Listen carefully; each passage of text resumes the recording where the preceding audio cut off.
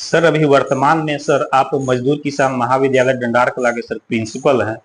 तो सर अभी तक का सफर सर कैसा रहा आपका, उसके बारे में सर कुछ बताएं था।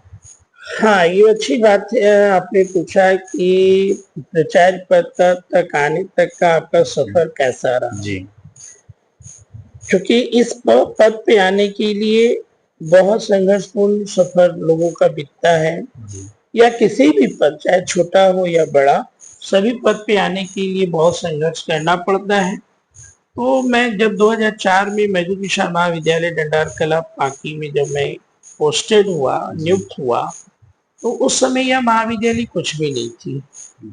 मान के चलिए कि मतलब कुछ था ही नहीं, लेकिन सबके सहयोग से और अपनी मेहनत के इसके बल पर इस महाविद्यालय को, संक्षिप्त में बोलना चाह रहा हूँ कि इस महाविद्यालय को बहुत करने के बाद प्रथम संबद्धता प्राप्त हम लोगों ने लिया।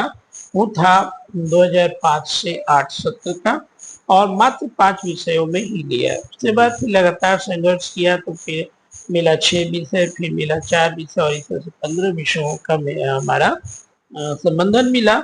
और इसमें काफी संघर्षपूर्ण रहा, और समय मतलब यूं कहिए कि उसमें कोई था नहीं करने वाला। तो प्रथम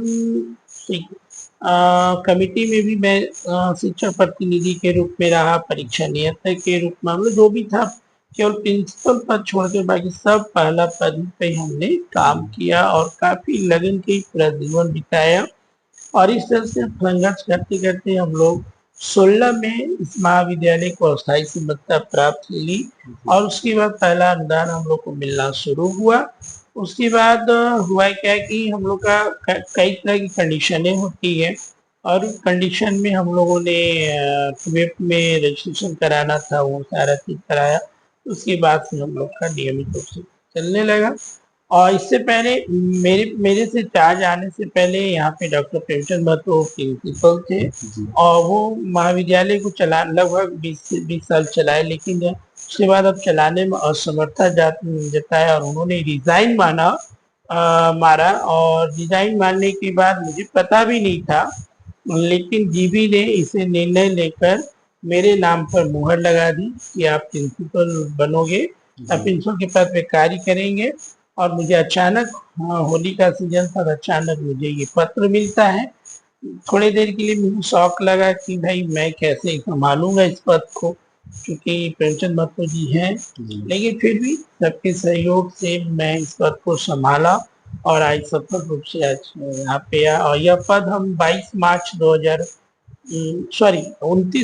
2022 में इसको हमने पद ग्रहण किया, और उस समय से लेकर आज तक मैं कार्य करता रहा हूँ निस्वार्थ ईमानदारी पूर्वक, जो आप लोग के सामने समक्ष है प्रस्तुत है।